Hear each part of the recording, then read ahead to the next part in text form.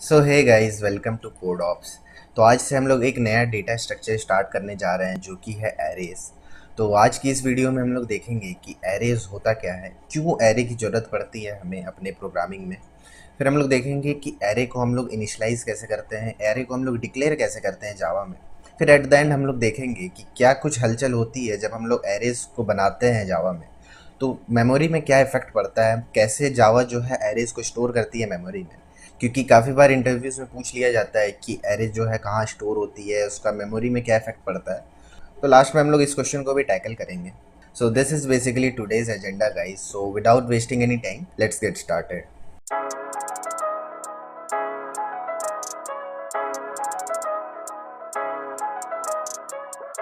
तो बात करते हैं गाइस कि एरेज होता क्या है। अच्छा, इससे पहले हम लोग बात करते हैं कि एरेज की हमें ज़रूरत क्यों पड़ती है, वाई एरेज।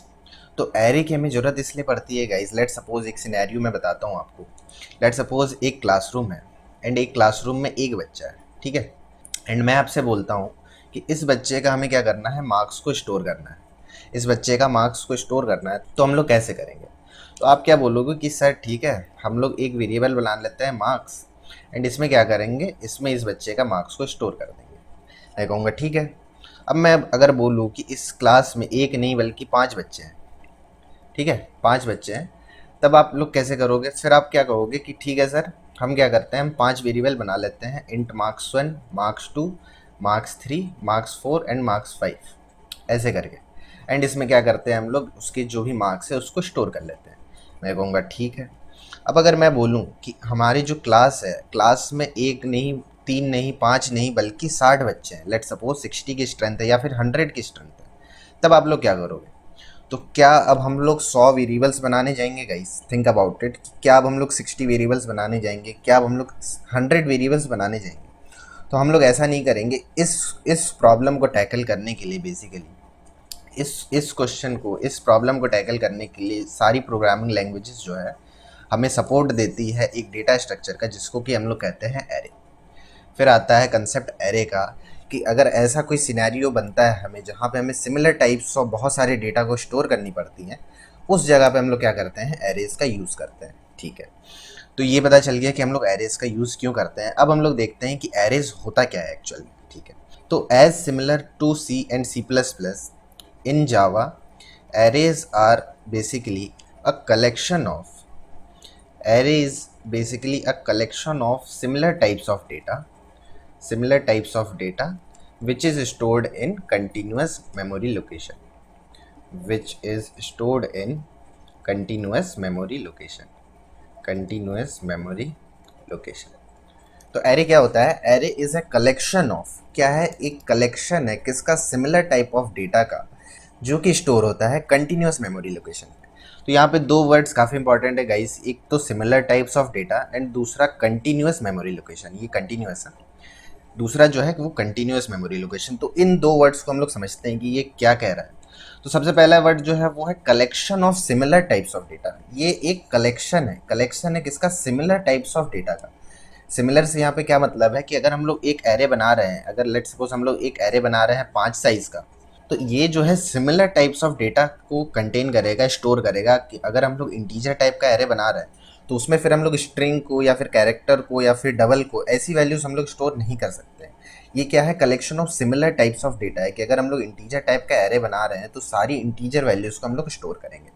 तो ये क्या है, array is a collection of similar types of data which is stored in continuous memory location. अब ये हमारा दूसरा पॉइंट आता है कि कंटिन्यूस मेमोरी लोकेशन क्या होता है। तो लेट सपोज ये हमारा, लेट सपोज मेमोरी है एंड इसमें हमारा एक एरे है। तो अगर मेमोरी एड्रेस लेट सपोज 1000 है फर्स्ट एलिमेंट का, तो दूसरा एलिमेंट जो स्टोर होगा ना, वो कहाँ पे स्टोर होगा, वो 1004 पे होगा। वो 1004 पे होगा। क्यों 1004 पे होगा, क्योंकि एरे में जो इंटीजर है वो 4 बाइट की जगह लेता है स्टोर करने के लिए। अगर C++ की बात करें तो GCC में 4 लेता है, अदरवाइज 2 लेता है। तो इस तरह लैंग्वेज पे डिपेंड करता है, बट जावा में एक इंटीजर जो है वो 4 बाइट की जगह लेता है। तो वो क्या होगा, कंटिन्यूस मेमोरी में स्टोर्ड होगा। कि अगर पहला एलिमेंट जो है अगर वो 1000 पे है, तो दूसरा एलिमेंट जो होगा वो 1004 पे होगा, तीसरा एलिमेंट जो होगा वो 1008 पे होगा, एंड चौथा एलिमेंट जो होगा वो 1012 पे होगा। तो कुछ इस तरह से हम लोग क्या करते हैं, जो एरे होता है वो स्टोर होता है मेमोरी में, कि जो उसकी मेमोरी एड्रेसेस है वो क्या होती है, वो कंटिन्यूस होती है। जो हमारा एलोकेशन होता है मेमोरी का वो क्या होता है, वो कंटिन्यूअस होता है। तो हमें क्या पता चल गई, दो इंपॉर्टेंट पॉइंट्स पता चल गया कि एरे क्या है, एक कलेक्शन है सिमिलर टाइप ऑफ डेटा का जो कि स्टोर होता है कंटिन्यूअस मेमोरी लोकेशन पे। ठीक है, तो ये पॉइंट्स अगर चाहो तो आप लोग नोट भी कर सकते हो गाइस, मैं अब रब कर देता हूँ इसको, तो इसको आप लोग चाहो तो नोट कर लेना। तो एक पॉइंट पता चल गया। अब दूसरा पॉइंट हम लोग देखते हैं कि क्या होता है। तो अब हम लोग डिफरेंस की बात करते हैं। तो हमें पता चल गया कि एरे क्या होती है। अब हम लोग डिफरेंस की बात करते हैं कि सी प्लस प्लस से जावा में एरेज अलग कैसे हैं। तो अब हम लोग उस डिफरेंस की बात करते हैं। ठीक है, डिफरेंस की बात कर लेते हैं कि सी प्लस प्लस से जावा में एरेज कैसे डिफरेंट है। तो जो जावा में एरेज होती है गाइस, वो एक ऑब्जेक्ट होती है। तो हमेशा ये बात याद रखना गाइस कि कभी भी हम लोग जावा में अगर एरे बनाते हैं तो वो एक ऑब्जेक्ट होता है। Unlike C and C plus plus, arrays are object in Java. ठीक है, एरेज क्या होती है, ऑब्जेक्ट्स होती हैं जावा में। ठीक है, एंड इसका आप लोग प्रूफ ऐसे भी कर सकते हो कि जब अभी हम लोग देखेंगे कि हम लोग कैसे डिक्लेयर एंड इनिशियलाइज कर रहे हैं, तो आप लोग देखना कि हम लोग वहाँ पे न्यू कीवर्ड का यूज़ करेंगे उसको इनिशियलाइज करने के लिए। एंड आपको पता होगा कि ऑब्जेक्ट अगर हम लोग किसी भी क्लास का बनाते हैं तो उस समय भी हम लोग न्यू कीवर्ड का यूज़ करते हैं। तो इससे भी आप लोग पता लगा सकते हो कि जावा में जो एरेज है वो क्या है, वो ऑब्जेक्ट्स है। ठीक है, तो हमें ये पता चल गया कि जावा में जो एरेज है वो क्या है, वो ऑब्जेक्ट्स है। ठीक है, अब अगर ये ऑब्जेक्ट्स है तो अब ये क्रिएट कब होंगी, ये क्रिएट होगी रन टाइम पे, क्योंकि हमें पता है कि ऑब्जेक्ट जो है वो कब क्रिएट होती है, वो हमेशा रन टाइम पे क्रिएट होती है, वो डायनेमिकली क्रिएट होती है ना। So it is always created dynamically and it is created in run time. तो हमेशा ये रन टाइम पे क्रिएट होंगी एंड ये डायनेमिकली क्रिएट होती है। तो ये हो गया दूसरा पॉइंट। अब बात करते हैं कि अगर ठीक है ये ऑब्जेक्ट है एंड ये रन टाइम पे क्रिएट होती है, ये डायनेमिकली क्रिएट होती है, तो अब बात आती है कि ये स्टोर कहाँ पे होती है। तो जावा में हमेशा जो है एरे जो है वो कहाँ स्टोर होती है, मैं लिख देता हूँ, Java stores them in heap area. हमेशा जो है एरेज जो है हमेशा वो हीप एरिया में स्टोर होता है जावा में, क्योंकि वो ऑब्जेक्ट्स होती हैं एंड ऑब्जेक्ट्स जो है वो हीप एरिया में स्टोर होती हैं। तो ये सारी इंपॉर्टेंट बातें हो गई गाइस एरेज के बारे में, जो कि आपको जाननी काफ़ी ज़रूरी थी। तो ये सारी बातें हो गई एंड इसका आप लोग नोट्स भी बना लेना, मैं तो कहूँगा। तो ये हो गई एरेज के बारे में बातें। अब हम लोग देखते हैं कि हम लोग जावा में एरे को डिक्लेयर कैसे करते हैं, इनिशियलाइज कैसे करते हैं। तो जावा का सिंटेक्स क्या है गाइस, कि सबसे पहले हम लोग क्या बताएंगे, हम लोग डेटा टाइप बताएंगे कि हम लोग किस टाइप का एरे बनाने जा रहे हैं। फिर हम लोग क्या देंगे, स्क्वायर ब्रैकेट देंगे एंड देन फिर हम लोग देंगे उसका नेम, कि उस रेफरेंस का नेम क्या है। ये किसका सिंटेक्स है, ये सिंटेक्स है डिक्लेयरिंग एन एरे, कि हम लोग एरे को डिक्लेयर कैसे करते हैं। तो सबसे पहले क्या आता है, सबसे पहले डेटा टाइप आता है, देन स्क्वायर ब्रैकेट आता है एंड देन उसका नेम आता है। इस तरह से हम लोग डिक्लेयर कर सकते हैं। एक दूसरा मेथड भी है हमारे पास, एक दूसरा टाइप भी है कि हम लोग क्या करें, डेटा टाइप लिखें एंड उसके बाद हम लोग नेम लिख दें, एंड देन हम लोग स्क्वायर ब्रैकेट का यूज़ करें। तो इस तरह से भी हम लोग क्या कर सकते हैं, एरे को जावा में डिक्लेयर कर सकते हैं। तो अगर मैं अब इसका एक एग्जांपल दूं आपको, तो ऐसा हम लोग कुछ एरे बना सकते हैं, int square bracket ARR let suppose. तो इससे क्या हुआ, इससे अभी एरे नहीं बना है, आप लोग कंफ्यूज मत करना, इससे अभी एरे नहीं बना है। तो फिर आप पूछोगे कि ठीक है इस लाइन को लिखने से हुआ क्या, मैं बोलूँगा कि इस लाइन को लिखने से क्या हुआ, एक रेफरेंस बना है अभी ARR जो कि खाली है, जो अभी किसी को पॉइंट नहीं कर रहा है। एंड इस रेफरेंस को अगर मैं टेक्निकल टर्म्स में बोलूँ कि ये कैसा रेफरेंस है, तो मैं बोलूँगा कि ARR is a reference to an integer array. ये क्या हुआ है, ये अभी एरे बना नहीं है, ARR जो है एक रेफरेंस है किसका, टू एन इंटीजर एरे का। तो कभी भी आपसे कोई पूछे इस लाइन को लिख के कि ये लाइन क्या कर रहा है, तो इससे आप बताना कि अभी सिर्फ एक रेफरेंस क्रिएट हो रहा है एंड उसको हम लोग क्या बोलेंगे, ARR is a reference to an array. ठीक है, अब आप लोग बोलोगे ठीक है ये तो हो गया, अब इसको इनिशियलाइज कैसे करेंगे। तो इनिशियलाइज करने का ये सिंटेक्स है गाइस, कि हम लोग क्या करेंगे, हम लोग लिखेंगे ARR equals to new int and then हम लोग यहाँ पे साइज देंगे। तो लेट सपोज हम लोग 5 साइज का एरे बना रहे हैं। तो ये होता है इनिशियलाइजेशन। इस तरह कुछ हम लोग क्या करते हैं, इनिशियलाइज करते हैं एरे को। ठीक है, तो ये होता है इनिशियलाइजेशन। सबसे पहले नेम लिखते हैं, फिर हम लोग न्यू कीवर्ड का यूज़ करते हैं। जैसे मैंने आप लोगों को बताया कि ये ऑब्जेक्ट होता है जावा में, एरेज जो है वो ऑब्जेक्ट्स होती हैं, तो इसलिए हम लोग न्यू कीवर्ड का यूज़ करेंगे। फिर हम लोग डेटा टाइप बताएंगे एंड फिर हम लोग साइज़ बताएंगे कि 5 साइज़ का है, 10 साइज़ का है, 15 साइज़ का है। तो इस तरह करके क्या होता है, ये होता है डिक्लेरेशन स्टेप। इस तरह हम लोग इसको डिक्लेयर करते हैं एंड ये होता है इनिशियलाइजेशन स्टेप। हालांकि इन दोनों स्टेप को हम लोग कंबाइन भी कर सकते हैं, इसको एक लाइन में लिख सकते हैं, वो भी हम लोग देखेंगे कि कैसे लिखते हैं।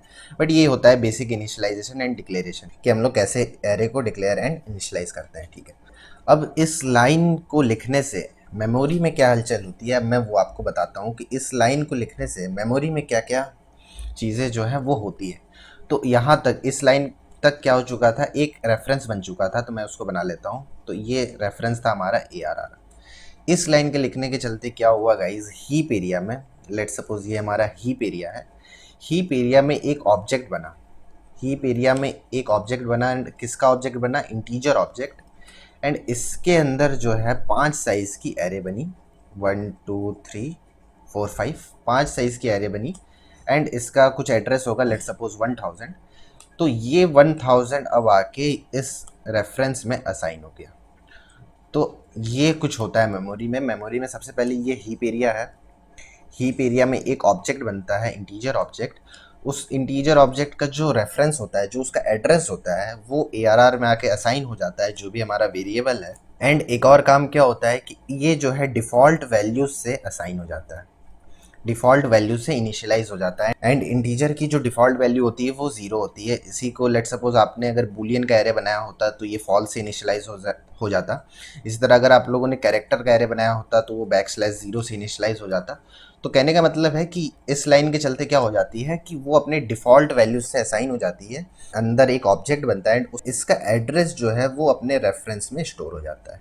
तो ये कुछ हलचल होती है गाइस मेमोरी में। तो अगर आपको किसी इंटरव्यू में आप लोगों से पूछ लिया जाए कि क्या कुछ होता है मेमोरी में, तो आप लोग इस डायग्राम को बना के उसको समझा सकते हो। तो ये था गाइस कि क्या कुछ होता है मेमोरी में। अब हम लोग देखते हैं कि हम लोग एरे को एक्सेस कैसे करेंगे। ठीक है, हम लोग एरे बना लिया, देख लिया कि मेमोरी में क्या क्या चीज़ें होती है। अब अगर लेट सपोज हमने एक एरे बनाया है ARR एंड इसको फिर इनिशियलाइज किया है ARR equals to new int 5। तो अब सवाल आता है कि हम लोग इसको एक्सेस कैसे करेंगे। लेट सपोज 5 साइज़ का एरे तो बन गया है, 5 साइज़ का एरे बन गया है, 1 2 3 4 5 एंड इसमें इनिशियली 0 भी असाइन हो चुका है। अब हम लोग इसको एक्सेस कैसे करेंगे। तो इसके लिए गाइज जावा हम लोगों को क्या प्रोवाइड करती है, इंडेक्सिंग। इंडेक्सिंग प्रोवाइड करती है एरे को एक्सेस करने के लिए। ये आपको सारे लैंग्वेजेस में मिल जाएगा, C++, पाइथन सब में मिल जाएगा। तो हमें जावा में भी इंडेक्सिंग मिलती है किसी भी एरे को एक्सेस करने के लिए। एंड इंडेक्सिंग हमेशा गाइज 0 बेस इंडेक्सिंग होती है।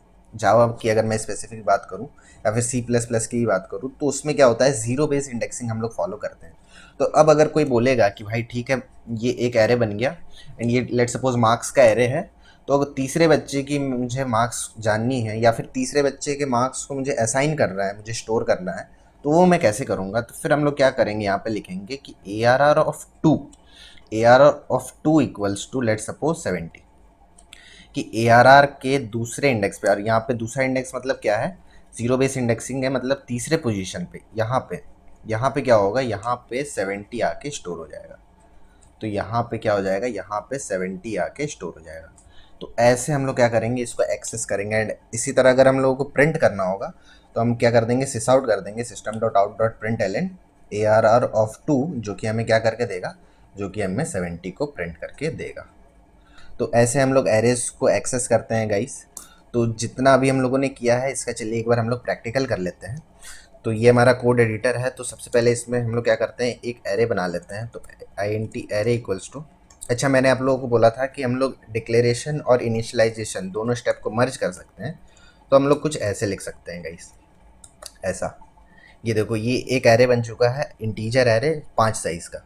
और इसी सेम स्टेप को आप लोग कैसे कर सकते हो, जो अभी मैंने आप लोगों को बताया था कि BRR बना दो, पहले डिक्लेयर कर दो एंड देन फिर उसको असाइन कर दो, तो ये 10 साइज़ का एरे बन जाएगा। तो ये दोनों ही स्टेप्स वैलिड है गाइस। तो इन दोनों लाइन को, लाइन नंबर 6 एंड 7 को आप लोग कंबाइन करके सिंपली ऐसा लिख सकते हो। तो ठीक है, ये आप लोगों को समझ में आ गया। तो अब हम लोग क्या करते हैं, एरे में वैल्यूज़ असाइन करते हैं। तो सबसे पहले ARR ऑफ 0 में मैं क्या कर देता हूँ, 54 असाइन कर देता हूँ, कि पहले बच्चे की जो मार्क्स है वो 54 है। ठीक है, ARR ऑफ 1 में क्या कर देता हूँ, 37 कर देता हूँ। एंड ARR ऑफ 2 क्या कर देता हूँ, 70 कर देता हूँ। तो ये हो गया, मतलब पहले तीसरे बच्चे की जो मार्क्स है उसको हम लोगों ने असाइन कर दिया। ठीक है, अब इसको एक्सेस करना है, अब इसको अगर प्रिंट करना है तो हम लोग कैसे करेंगे। तो system.out.println जैसे हम लोग इसको असाइन कर रहे थे वैसे ही हम लोग इसको प्रिंट कर देंगे। तो इस तरह से क्या होगा, ARR ऑफ 0 में जो वैल्यू है वो प्रिंट हो जाएगी। इसी तरह हम लोग अगर ARR1 एंड ARR2 को प्रिंट कराएं तो उसकी जो वैल्यूज़ है वो हमें मिल जाएंगी। तो ये था गाइस इसका डिक्लेरेशन एंड इनिशियलाइजेशन एंड हम लोग कैसे एक्सेस करते हैं। तो यहाँ पे आप लोग देख सकते हो 54, 37 एंड 70 आ चुका है।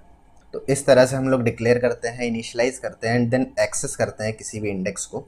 तो ARR ऑफ 0 यहाँ पे क्या रिप्रेजेंट कर रहा है कि जो हमारा पहला इंडेक्स है, जो हमारा पहला पोजीशन है, वहाँ पे 54 को असाइन कर दो।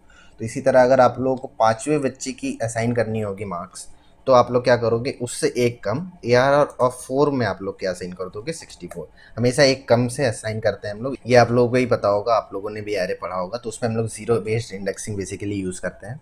एंड इसी तरह अगर हम लोग इसको प्रिंट कर दें ARR4 को, तो वो प्रिंट भी हो जाएगा। तो ये था गाइस कंप्लीट इंट्रोडक्शन एरेज का जावा में। नेक्स्ट वीडियो में हम लोग देखेंगे कि हम लोग एरे में ट्रैवर्स कैसे कर सकते हैं, बेसिकली कौन कौन से लूप्स का यूज़ करके हम लोग एरे को ट्रैवर्स कर सकते हैं। तो नेक्स्ट वीडियो में बेसिकली हम लोग देखेंगे कि एरेज को हम लोग ट्रैवर्स कैसे कर सकते हैं एंड कुछ और इम्पॉर्टेंट बातें देख रहे होंगे हम लोग नेक्स्ट वीडियो में एरेज को लेकर के। तो इतना ही था गाइज इस वीडियो में एंड आई होप कि ये कंप्लीट डिस्कशन आप लोग को क्लियर होगा गाइज। तो जस्ट इन केस आप लोगों को वीडियो अच्छी लगी हो तो वीडियो को लाइक कर देना चैनल को सब्सक्राइब, ताकि कोई भी लेटेस्ट नोटिफिकेशन मिस ना हो। And one more thing guys कि हम लोग काफ़ी इंपॉर्टेंट एंड काफ़ी इंटरेस्टिंग क्वेश्चन सॉल्व कर रहे होंगे इस सीरीज़ में। एंड मैंने एक लिस्ट भी तैयार की है कि जो जो क्वेश्चंस मैं इस सीरीज़ में डालूंगा, एंड वो ऐसे क्वेश्चंस है गाइज जो कि काफ़ी इंपॉर्टेंट है एग्जाम पॉइंट ऑफ व्यू से and interview point of view से। तो वो सारे क्वेश्चंस को भी देख रहे होंगे, तो इसलिए भी चैनल को सब्सक्राइब कर लेना। तो यही था गाइज इस वीडियो के लिए। तो नेक्स्ट वीडियो में हम लोग देख रहे होंगे ट्रैवर्सिंग कैसे करते हैं हम लोग एरेज में। तो मैं मिलता हूँ आप लोगों को नेक्स्ट वीडियो में गाइज। Thank you.